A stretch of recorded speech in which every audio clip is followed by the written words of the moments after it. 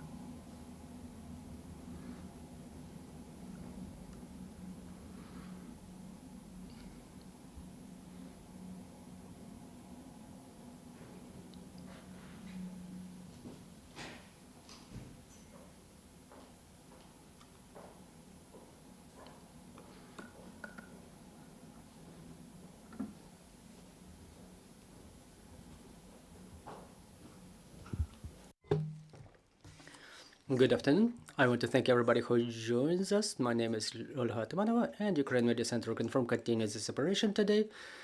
So now we will be talking about the spring sowing campaign and the consequences of the border blockade in protest against grain imports. Joining us in our studio is Denis Marchuk, Deputy Chairman of Ukrainian Agrarian Council. Good afternoon, Mr. Denis. Good afternoon. So, Mr. Denis, recently there were news from the Ministry of Agrarian Policy that say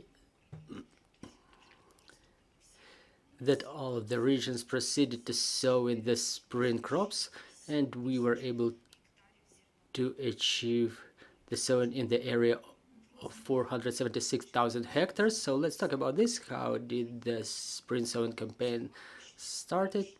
What are the complications this year, and what is the structure? Well, as of 29th of March, the figures were like this, but I'm sure that thanks to the good weather, the agrarians were not stopping, and they've sown more than 500,000 hectares all around Ukraine. Oh, obviously there are difficulties. There is war going on in Ukraine, and everything that is related to the war influences the operations of the agrarians. So I'm not going to focus on the general things, but there are some professional nuances that impede the agrarians fulfill their work.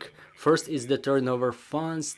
The crops in Ukraine are not valuable in the market from the point of view of the market prices. So I mean, the prices of corn and wheat are way lower than the global indicators, and agrarians were only losing selling them. The only program that helps them survive is the lending program 579. It's good that it was extended until the year 25. The only thing we want to double check is we want to achieve the increase of limits, because 9 million hryvnias are too little of an amount to cover the agrarians' needs. And if we cannot expand the program over all of the agrarians, at least we may resort to raising the investment credits. What it means, there are programs in Ukraine for processing facilities. For those facilities that create added value, they may get loans in amount of up to 150 million. But to support the agriculture, to support the jobs, to keep stimulating people to come back to the rural areas, we need jobs. And in Ukraine, these jobs could be added to the dairy farms. For example, if there is 150 million hryvnias extended for development of dairy complexes, they process the crops into the fodder, the animals, the cattle eat them, produce milk. This is the natural product that we may sell with added value and reinforce the economy of Ukraine. Yet another critical issue is the human factor, the increased number of people who are being mobilized. The war is not going anywhere. We have to repel the enemy. But from the beginning of the full-scale invasion, the mobilization in rural areas is going on a permanent basis. The agrarian employees are being mobilized, and those who are booked are only half of the personnel. Now there is the sowing campaign in progress. In autumn there will be a harvesting campaign, but you have to create your teams. So you could count on people, but due to a number of bureaucratic procedures, there's a lot of issues arising on part of the booking So between booking and mobilization, there may be a month in between, and people get mobilized within that period. Meanwhile, the employers continue counting on them. So we, as an association, we support the booking mechanism. It was not yet considered by the Cabinet of Ministers of Ukraine, but in fact, we could book some people within 1 or 2 days having submitted all the necessary paperwork, because only those people can be booked who are registered by the territorial conscription offices. They're all on the Oborich system, so we don't have to submit those leads to the Ministry of Economy, and the Ministry of Economy transfers them to Ministry of Agriculture. Then the paperwork goes to the general staff, and it takes a lot of time. So as soon as people are registered already, we can just submit the documents and fulfill all of the procedures within a day or two, so that the agrarians can count on their human resources and continue their normal operations. So talking about the sowing campaign by regions, how has it started, and in the areas close to the forward edge, how successful was the work there? Well, the most active were the southern regions such as Kherson, Mykolaiv, Odessa region, and now we see the west and the north going into fields. Poltava region is entering the season of sowing the sugar beets. I cannot say that some of the regions are catching up. No, right and contrary. During this cycle, all of the works are going on more intensely compared to the previous year. So we may say that everybody is pretty well prepared. And talking about the areas closer to the forward edge, the issue of dense mining is still present there, but thanks to our demining tips, we may say that in Kherson region, the sowing areas increased thrice compared to the previous year. Like previous year, it was 54,000 hectares, and this year it's more than 152,000 hectares. So there are chances to increase the amount of harvest in this area to support the life and operation of their enterprises. But again, present issue for them is still funding, because a lot of them spent all their funds for demining even before the existence of the program that exists in Ukraine with the support of the government that allocated 3 billion hryvnias for demining. But some of the companies just entered the occupied Kherson region and they started demining at their own cost, entering official contracts, lending funds, but now they don't get compensated. And this is one of the issues that we need to add to our communications, because should those funds be back to them, the employers could add more employers, and unfortunately they've spent everything and they have nothing to buy the minerals, the fertilizers for, and under conditions like that it's very difficult to get any lending, even under the program of 579 that is aimed at the occupied territories. Well, probably it would be efficient for them. Well, talking about the reserves from the previous year, what's going on with the reserves?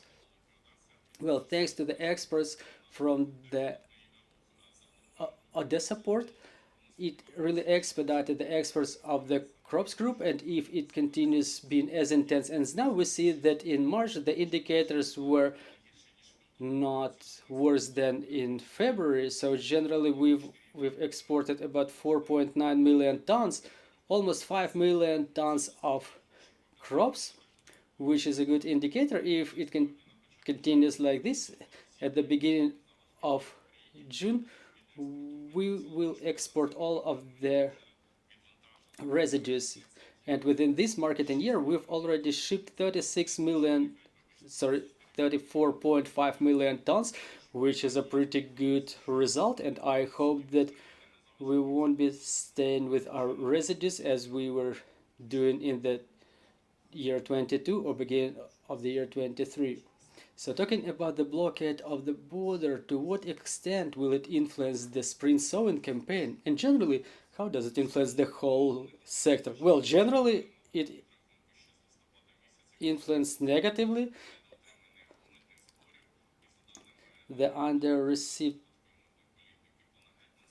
tax expenses amounted to about 6.3 billion hryvnia. That is a lot of money for a country waging a war. And if we also take into account some indirect losses borne by the logistic companies, processing companies, and others involved in this cycle, but thanks God, now it's only 2 checkpoints that are under blockade. Last year we had very intense negotiations in Poland, in Warsaw, with involvement of sector associations. We were also taking part in those negotiations as the sectoral organization, and we were able to achieve some agreement with regard to licensing of sugar, raspberry. Well, the sugar and raspberry will be discussed this week in Ukraine. The sugar beet manufacturers will discuss it among themselves in Ukraine. Raspberry will be discussed in the summit organized by our partners, the same of Poland.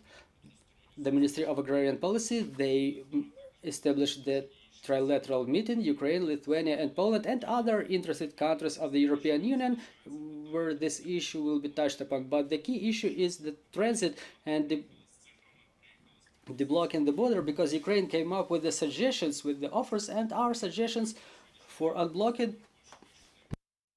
were that we don't sell anything in Poland, we only use it as transit area.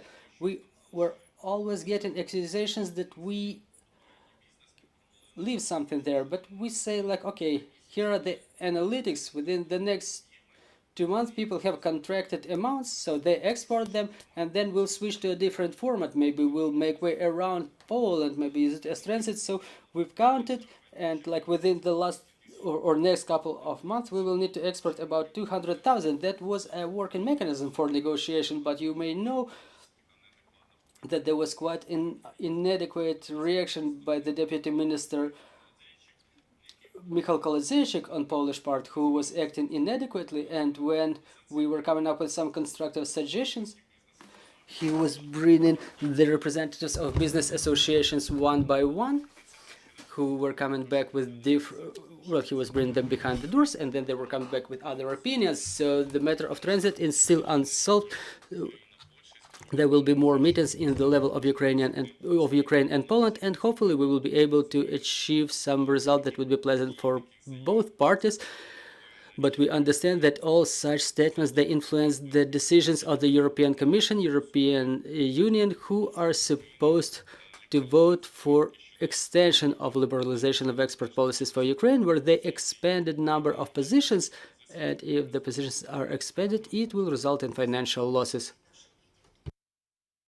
Well, our media were publishing the story about that misunderstanding that was going on during that meeting. We've also seen the publications of Polish side. So what was the official reaction of Poland to, and is there a second round planned? Well, the reaction of the deputy minister himself was that he was trying to find some excuses from all those contradictions, some justification. But when there are some agrarian associations coming to you, when there is a ministry with its representatives, everybody's talking figures, and a person keeps coming back talking about Volyn slaughter. It has nothing to do with agriculture that we came to discuss. So I think it's not us, but rather the ministries, the cabinet of ministers of Poland, who should make their decisions, and we hope that their position will be more reasonable further on, because we really appreciate the input of Polish sectoral organizations, because even given all of the contradictions, they were keeping the negotiations smooth. The Polish minister also kept his word. The preparations to the meeting were taking more than a month, and the situation was such that it could not happen, but they kept their word. And we do appreciate that this meeting really happened. So we don't have any questions on the floor. We would like to thank you for your report. Let me remind you, joining us was Denis Marchuk, and we will continue our briefings later. Stay tuned.